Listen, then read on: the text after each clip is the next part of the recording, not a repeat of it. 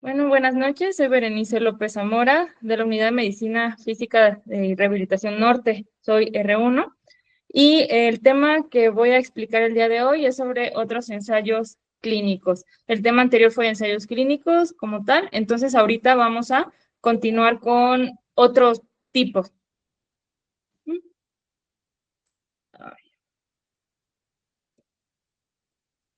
Ay, no cambia.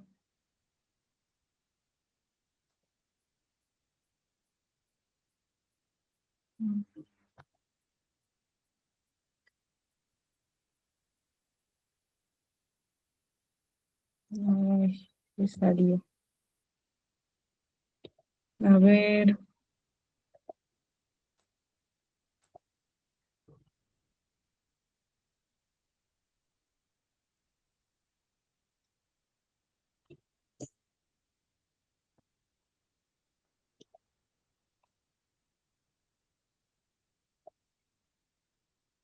Ay, no sé por qué no cambia. O ahí mismo ya no lo proyecte y ya nada más vaya bajando, ¿se puede? Sí. Pues así. Ok. Una pregunta. No sé si la clase se está grabando. Sí, ya desde hace rato. Ok, muy bien. Bueno, continuamos. Un concepto que considero importante es la aleatorización para comprender este tema. La aleatorización es un proceso donde se asignan a los participantes de un estudio en diferentes grupos de tratamiento por puro azar. Esto es como si se lanzara una moneda al aire y el objetivo es tratar de eliminar los sesgos de selección para crear grupos comparables. Por ejemplo, si tenemos dos grupos, tratar de que sean lo más parecidos posibles y no tener ventajas en un grupo sobre otro. Esto es importante porque hay muchos estudios que pueden llevar a la autorización y hay otros que no. Digo, en este tipo de estudios no es como obligatoria la autorización en todos, pero cada uno va a tener sus características. Por ejemplo, de los que vamos a hablar más adelante, hay unos que sí tienen aleatorización, como son los conglomerados, los estudios de equivalencia y ausencia de inferioridad, diseños adaptativos, diseños cruzados. Por su parte, los que no llevan una aleatorización son los grupos, los no aleatorizados entre grupos y los diseños intragrupos. Vamos a comenzar con los de aleatorización por conglomerados. Este tipo de estudio es utilizado con grupos completos de individuos, por eso se llama conglomerados. Son asignados aleatoriamente a diferentes intervenciones en lugar de asignar un tratamiento a cada persona de manera individual. ¿Ok? ¿Cuáles son sus ventajas? Es más viable tratar grupos que a cada uno de los individuos. ¿Esto por qué? Porque si podría utilizarse menos recursos si se utilizan con un grupo completo. Se abordan mejor los efectos de programas de salud pública en una población. Sin embargo, este estudio tiene desventajas, como por ejemplo, las unidades de aleatorización y análisis son grupos y no individuos, entonces esa información no se tendría como tal. El tamaño de la muestra eficaz es menor que el número de participantes individuales, por lo tanto puede que la potencia del estudio sea inferior. Aquí coloqué un ejemplo. En un ensayo en el que se incluyeron jugadores de 120 equipos universitarios de béisbol, se distribuye al azar a la mitad de los equipos a una intervención en la que se fomentaba el abandono del uso de tabaco y se observó una frecuencia significativamente menor de este uso en jugadores de los equipos que recibieron una intervención educativa. Como ven, aquí no comparan como una N de personas, como muchas personas, sino por equipos. Otro tipo de estudio de ensayos es el estudio con testigo activo. Aquí hay un grupo testigo que recibe un tratamiento activo y este estudio nos ayuda para mostrar que un nuevo tratamiento es menos invasivo o más fácil de usar. Es decir, no es tanto si es mejor que otro. Ahorita vamos a ver por qué. A este también se le denomina estudio de eficacia comparativa. ¿Qué ventajas tiene?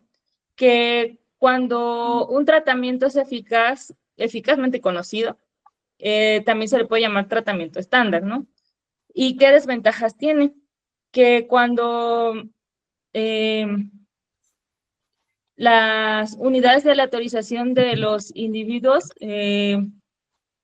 son grupos también. Aquí tengo un ejemplo de tipos de estudio con testigo activo. Son estudios de equivalencia y estudios de ausencia de inferioridad. ¿A qué me refiero con esto? Cuando son estudios de equivalencia, con esto buscamos demostrar que un nuevo tratamiento tiene un efecto clínicamente similar o igual al estándar. Que nos podemos hacer la pregunta, ¿ambos tratamientos tienen el mismo efecto clínico? Aquí vamos a tener dos límites. Aquí puse uno inferior y uno superior con el símbolo delta. Y dice la bibliografía que se crea un túnel de equivalencia. Estos estudios, cuando los utilizamos, cuando queremos poner un genérico y comparar la formulación con una patente. Así es como pueden decir que un medicamento, un fármaco que tiene el mismo principio activo es equivalente porque hacen un estudio de equivalencia. Por su parte, los estudios de ausencia de inferioridad aquí demuestran que es lo suficientemente bueno como para ser una opción válida. No está diciendo que es superior al estándar, solamente que pues tampoco es peor que el estándar. La pregunta que nos podemos hacer ¿es el nuevo tratamiento al menos tan bueno o no peor que el estándar? Aquí hay un solo límite. Aquí es el margen, se utiliza el margen de no inferioridad. Solo importa no ser peor que ese límite. Y aquí lo que se busca es que estos nuevos fármacos con ventajas secundarias sean como que tengan menos efectos adversos, que sean más baratos o más fáciles de administrar.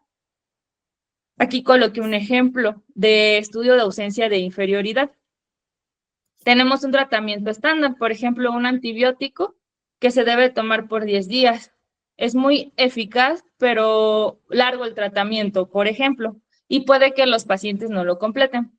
Aquí se busca comparar un nuevo tratamiento, por ejemplo, un nuevo antibiótico con un mecanismo de acción diferente que solo requiera un tratamiento de 5 días, es decir, la mitad del tiempo.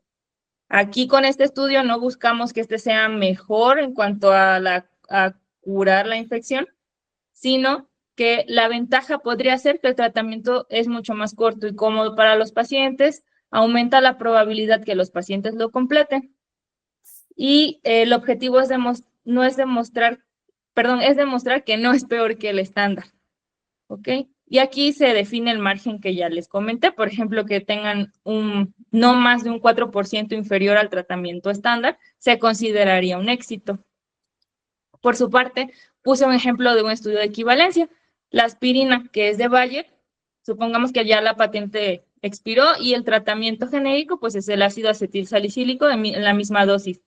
La ventaja es que el genérico es mucho más barato y lo que buscamos es demostrar que el genérico es intercambiable con la marca. Se realiza un estudio de bioequivalencia y se mide qué tan rápido y en qué cantidad el principio activo llega a la sangre. Y por eso se declara equivalente y se puede vender como una alternativa más económica. Vamos con otro diseño, los diseños adaptativos. Eso está muy interesante porque en este tipo de estudios, generalmente, bueno, no sé si recuerdan el tema anterior, ¿no? De ensayos clínicos. Ahí se realiza como de manera muy estricta el protocolo, o sea, se cumple como se dijo desde el inicio hasta el final. El diseño adaptativo nos permite modificar a medida que va avanzando el estudio, de acuerdo con análisis provisionales de los resultados. Un ejemplo, bueno, más adelante les pongo un ejemplo. Aquí son posibles únicamente con tratamientos que producen respuestas que se miden. ¿Por qué? Porque se pueden realizar análisis a fases tempranas. Es decir, empieza el estudio, damos la intervención, se hace la base de datos, se hace un preanálisis y ya se ve cómo va el curso del proyecto. Sin embargo, esos cambios que sí se pueden realizar, también se deben establecer desde el inicio.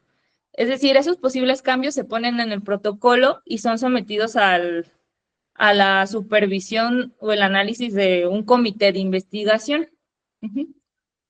No es como que de la nada lo cambiamos, sino ya debe de estar planeado, pero si es posible ese cambio. Esto tiene ventajas porque permite la identificación temprana de mejores dosis y duraciones de tratamiento.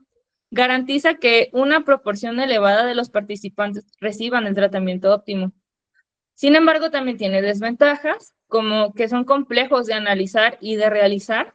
Son difíciles de estimar el costo final, ya que se realizan esos cambios. Y hay riesgo de tener sesgos, principalmente sesgos de selección, por ejemplo, en el tipo de pacientes que se reclutan. Si yo como investigador hago un cambio a mitad del camino, por ejemplo, puede que me sugestione y elija pacientes con características muy específicas para que salga lo que yo quiero. Entonces hay que tener mucho cuidado con este tipo de estudios nada más, por esa cuestión de los sesgos. Bueno, otro diseño es el diseño no aleatorizado entre grupos. Aquí es un tipo de ensayo clínico que compara grupos que no han sido aleatorizados y son mucho menos eficaces que los aleatorizados. Cuando hacemos una aleatorización, es más conveniente o más fácil controlar variables de confusión.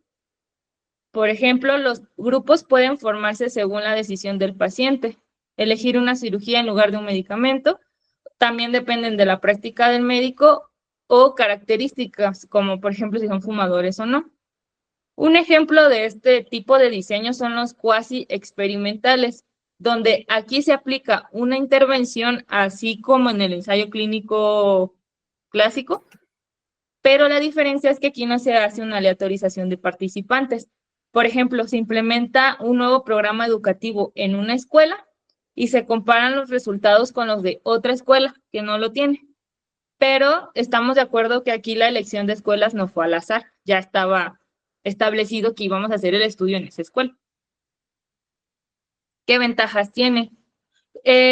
Un cuasi experimental puede ser opción cuando la aleatorización es poco ética. Un ejemplo, queremos buscar o hacer un estudio con personas que fuman, pero no podemos imponerle al azar a personas que fumen para que salgan en nuestro estudio.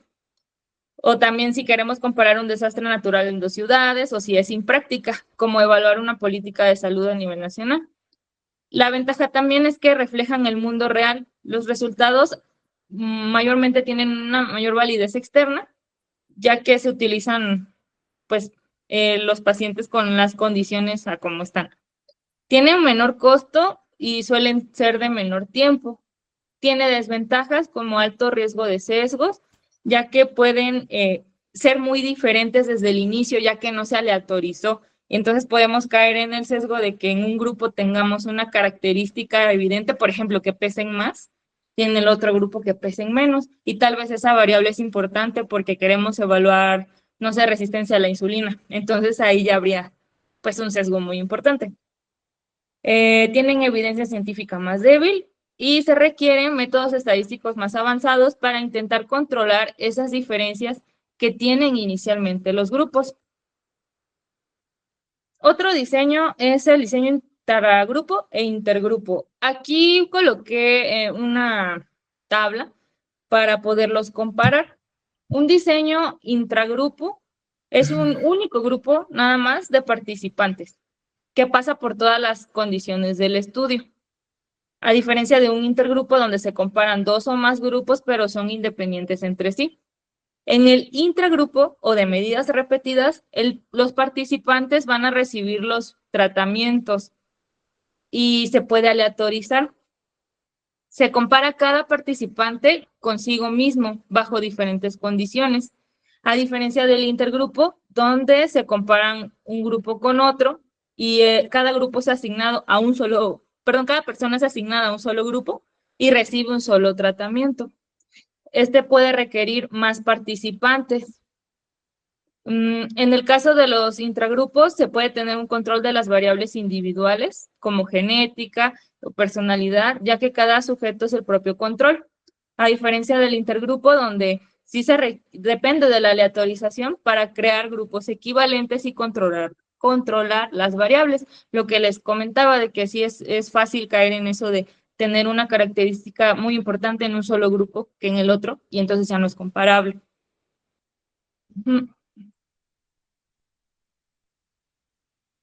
Diseño cruzado. Este va de la mano con los diseños intragrupo e intergrupo. Este tipo de diseño busca que se asignen aleatoriamente a la mitad de los participantes y empiezan con el periodo testigo y luego estos mismos se les cambia al tratamiento activo. Es decir, primero puede que empiecen como testigos y luego activos o al revés. Y permite realizar análisis entre los grupos, así como dentro de ellos. Tiene ventajas como la reducción de la posibilidad de confusión, aumenta la potencia estadística del estudio y puede que se requieran menos participantes. Las desventajas que menciona la bibliografía es que pueden duración doble del estudio, porque como son a los mismos participantes se les da posteriormente el otro tratamiento, entonces esto se alarga. Pueden haber gastos añadidos. Recordemos que también aquí en estos estudios hay una gran inversión. Hay una complejidad también al análisis y en la interpretación, creados por el problema de posibles efectos residuales. Efectos residuales se refiere a que puede que si estamos probando un medicamento y se lo damos a la persona, pero como va a ser su propio testigo, tenemos que estar seguros que el primer medicamento ya fue desechado totalmente del cuerpo, ya que ese efecto puede contribuir a cuando demos la otra intervención. Un ejemplo, puse un ejemplo así sencillo como para entenderlo. Comparar el efecto de dos tipos de bebidas, un café que sí tenga cafeína y un descafeinado. Y esto comparando un rendimiento en la prueba de concentración. Tenemos un grupo con 25 personas y grupo 2 con 25 personas, en los cuales tenemos dos fases. En la primera fase, al grupo 1 le vamos a dar café con cafeína y ya en la segunda fase un café descafeinado. Y en el grupo 2, primero un café descafeinado y ya en la segunda fase un café con cafeína. Como ven, son su propio testigo también. Aquí en la fase 1 hay un concepto importante que es el periodo de lavado. Esto para evitar lo que les comenté arriba del efecto residual. El periodo de lavado en este ejemplo podría ser que tengan 2 días, el primer grupo, tengan 2 días sin cafeína para asegurar que los efectos de esa primera bebida desaparezcan por completo. Y ya en la fase 2, esos grupos se cruzan y ya es cuando se repite la prueba de concentración. Aquí se compara el resultado de cada participante consigo mismo bajo ambas condiciones. Cada persona es su propio control y esto ayuda a eliminar esas diferencias individuales que existen entre participantes. Otro diseño es el estudio piloto, que es un ensayo clínico también, pero a pequeña escala. Este se opta cuando se tiene la idea de hacer un estudio mucho más grande, un estudio principal y de mayor tamaño, pero no hay antecedentes concretos de que vaya a funcionar. Entonces queremos una prueba pequeña para ver si funciona. Bueno, más bien la metodología. Si esa metodología que estamos haciendo, la logística es correcta, si vamos a poder hacerlo, si es factible. ¿Por qué? Porque el propósito del estudio piloto no es probar en sí que el tratamiento funcione, sino evaluar viabilidad del protocolo a gran escala. Tiene ventajas como identificar problemas a tiempo y así no invertir más recursos, y también mejorar la calidad del estudio principal. ¿Qué desventajas tiene? Que también consume tiempo, dinero. Hay riesgo de uso inadecuado. Se refiere a que puede haber usando palabra coloquial, puede haber la tentación de que si nos sale un resultado muy bueno, queramos publicar eso como ya un ensayo clínico, y pues eso no sería ético. No garantiza el éxito posterior y también dificulta conseguir nuevos participantes en el estudio posterior. Si, por ejemplo, se está evaluando una enfermedad que es muy, muy rara, pues ya los estaríamos metiendo en nuestro estudio piloto. Entonces ya puede que se dificulte conseguir más participantes ya para el estudio a gran escala. Solamente son recomendaciones a tomar en cuenta. Y esos son los principales diseños que tengo. No sé si las preguntas las hago a mis compañeros o... No, esas se quedan ahí para Ah, tomarlas después para sus exámenes. Entonces, perfecto. Sería todo de mi parte. Gracias. Muy bien. Muchas gracias.